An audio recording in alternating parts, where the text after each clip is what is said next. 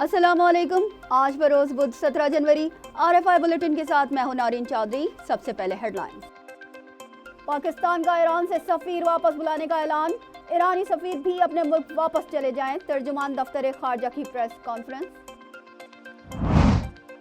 Iran का बलोचिस्तान में missile हमला पाकिस्तान के लिए नाकाबिले बर्दाश्त है। सरहदी खिलाफ वर्जी के संगीन नताइज निकल सकते हैं, जिसका जिम्मेदार ईरान होगा।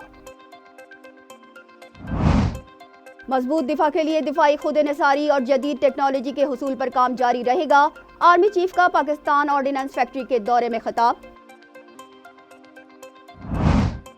रेकोडेक मंसूबे में आइंदा 8 सालों में 10 अरब डॉलर की सरमायाकारी होगी। प्रोजेक्ट गेम चेंजर बन सकता है। बैरक गोल्ड कंपनी के सदर का इंटरव्यू में इजहार ख्याल। पाकिस्तान अजरबैजान से LNG खरीदेगा। मामला तय पा गए। पहला कार्गो 24 फरवरी को कराची पहुंचेगा।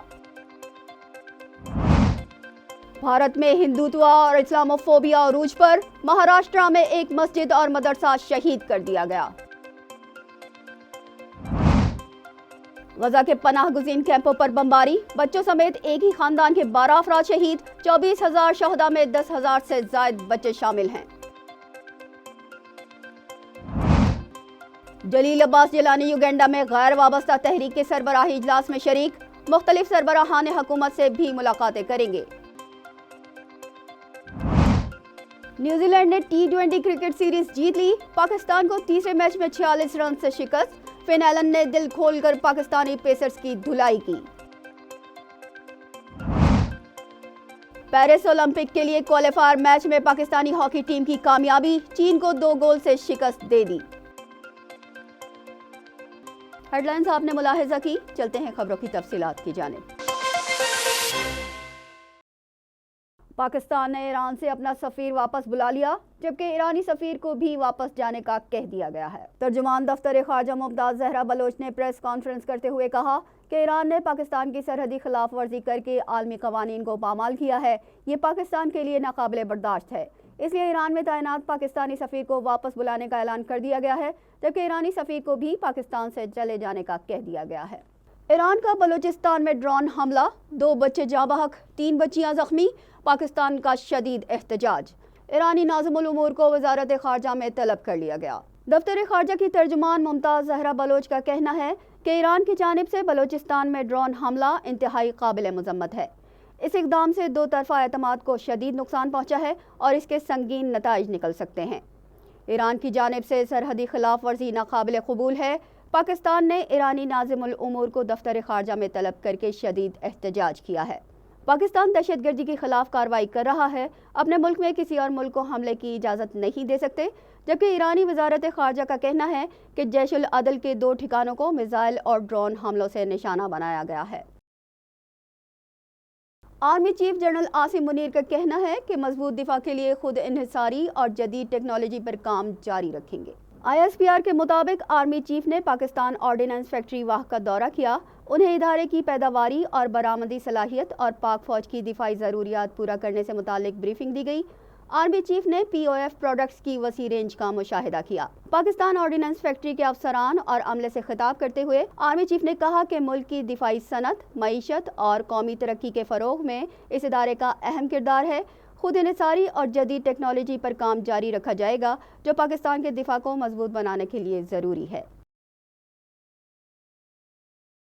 बैरक गोल्ड कॉरपोरेशन के सदर और चीफ एग्जीक्यूटिव मार्क ब्रेस्टो का कहना है कि रेकोडेक बलूचिस्तान के लिए एक गेम चेंजिंग प्रोजेक्ट है। निजी टीवी को एक इंटरव्यू के दौरान मार्क ब्रेस्टो का कहना था कि अगले 8 सालों में 10 अरब डॉलर से ज़ायद की सरमायाकारी रेकोडेक गोल्ड और कॉपर प्रोजेक्ट इलाके की मुआशी सूरत हाल को यकसर तब्दील करके रख देगी। मार्क ब्रेस्टो ने रेकोडेक मंसूबे को बलूचिस्तान के लिए गेम चेंजर करार देते हुए कहा कि प्रोजेक्ट के लिए 200 नौकरियां दी गई हैं, जिन्हें इस साल के इख्तिताम तक 1000 तक ले जाया जाएगा और बतदरीज इस तादाद को 10,000 तक बढ़ाया जाएगा। उन्होंने मंसूबे के लिए मुकामी आबादी के इश्तराक से सरमायाकारों को सरमाया लगाने की तरगीब पर भी जोर दिया और कहा कि बैरक गोल्ड कॉरपोरेशन मुकामी आबादी को सरमायाकारी और उन्हें प्रोजेक्ट से बराह रास्त फ़ायदा पहुँचाने के लिए तैयार करने के अज़म पर कारबंद है। पाकिस्तान अजरबैजान से LNG दरामद करेगा। پاکستان پیٹرولیم لمیٹڈ اور آذربائیجان کی کمپنی سکار کے درمیان معاہدہ طے پا گیا ہے۔ معاہدے کے تحت آذربائیجان سے پہلا کارگو LNG لے کر 24 فروری کو کراچی پہنچے گا۔ دونوں ملکوں کے درمیان LNG کا دوسرا معاہدہ دسمبر 2023 میں ہوا تھا۔ آذربائیجان سے LNG کی درآمد پر ملک میں گیس کی قلت پر قابو پانے میں مدد ملے گی۔ حکومت تیل اور گیس نکالنے والی ملکی اور غیر ملکی کمپنیوں کو اپنی پیداوار کا 50% براہ راست نجی شعبے کو اور 50% ریاستی کنٹرول میں چلنے والی سوئی گیس کمپنیوں کو بیچنے کی اجازت دے گی۔ OGDCL، PPL، DHPL، ماڑی گیس اور دیگر غیر ملکی کمپنیاں جو ملک میں کام کر رہی ہیں ان کو یہ اجازت دی جائے گی کہ وہ اپنی پیداوار کا 50% براہ راست نجی شعبے اور 50% ریاستی کنٹرول میں چلنے والی سوئی گیس کمپنیوں کو فروخت کریں۔ نیز حکومت نے نقصان کرنے والی ڈسکوز کمپنیوں کو فوج، FIA اور IB کے سپورٹنگ اسٹاف کے ساتھ فوج کے حوالے کرنے کا تصور ترک کر دیا ہے۔ نگراں وزیر توانائی نے ایک انٹرویو میں بتایا ہے کہ اس سے قبل گیس کمپنیوں سوئی ناردرن اور سوئی سدرن کے پاس 90% پیداوار ترجیحی بنیادوں پر خریدنے کا حق تھا، باقی 10% پرائیویٹ سیکٹر خریدتا تھا۔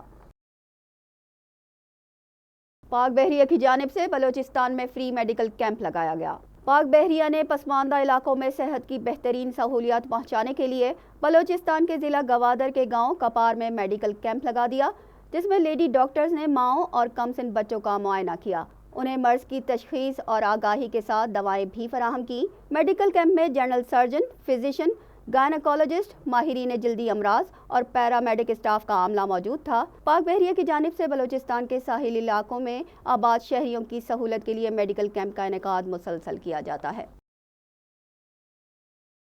وزارت خزانہ نے رواں ہفتے کے دوران PSO کو 30 ارب روپے جاری کرنے کا فیصلہ کیا ہے۔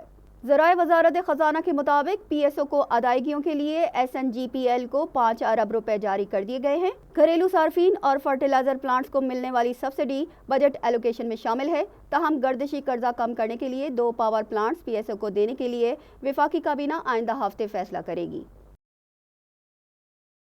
مہنگائی میں ممکنہ کمی کے تحت 2024 کے اواخر تک شرح سود میں نمایاں کمی کا امکان ظاہر کیا جا رہا ہے۔ اسٹیٹ بینک آف پاکستان کی جانب سے سال 2024 کے اواخر تک شرح سود میں 7% تک کمی کیے جانے کا امکان ہے۔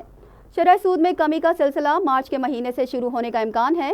بلومبرگ کی پیش گوئی ہے کہ 2024 کی پہلی سہ ماہی میں پاکستان میں مہنگائی اوسطاً 25% سے نیچے ہو جانے کی توقع ہے۔ دوسری سہ ماہی میں مہنگائی کی شرح 15% سے کم اور چوتھی سہ ماہی تک ملک میں مہنگائی کی شرح 10% کے قریب رہ جانے کا امکان ہے۔ وزیر خارجہ جلیل عباس جیلانی غیر وابستہ تحریک کے سربراہی اجلاس میں شرکت کے لیے یوگینڈا پہنچ گئے۔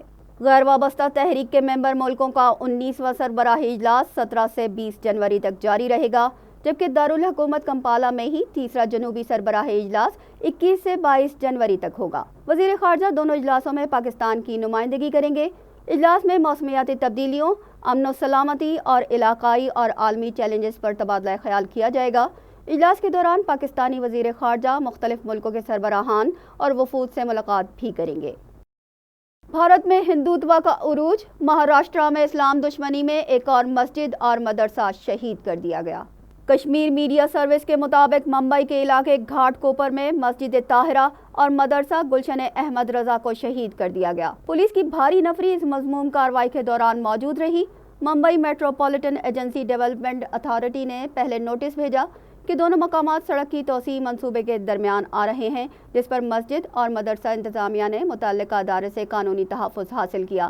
مسمار کیے جانے والا مدرسہ اور مسجد کی تعمیر 30 سال قبل کی گئی تھی۔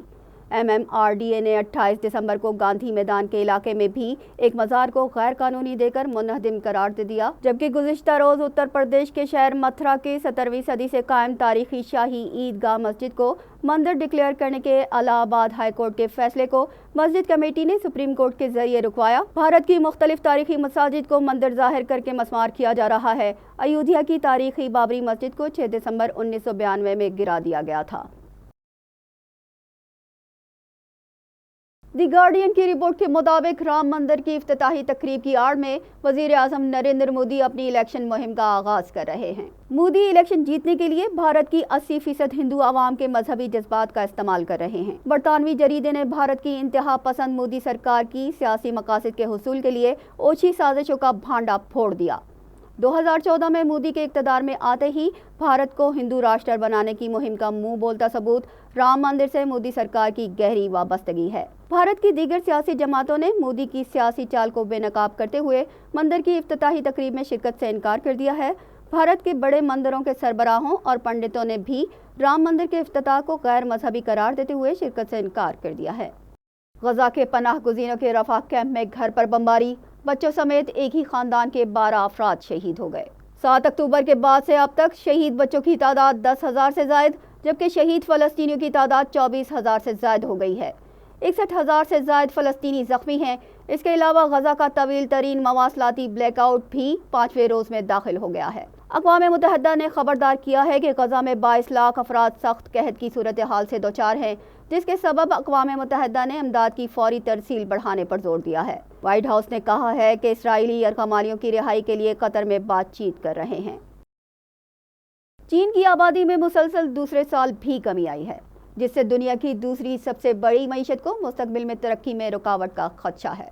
अक़वाम मुत्तहिदा के मुताबिक भारत गुज़िश्ता साल आबादी में चीन को पीछे छोड़ते हुए दुनिया का सबसे ज़्यादा आबादी वाला मुल्क करार पाया था। चीनी हुकूमत की जानिब से जारी आदाद-ओ-शुमार के मुताबिक 2023 में आबादी 20 करोड़ 80 लाख से कम होकर 1 अरब 40 करोड़ रह गई है। इसके मुकाबले में भारत की आबादी इस वक्त 1 अरब 42 करोड़ 5 लाख है।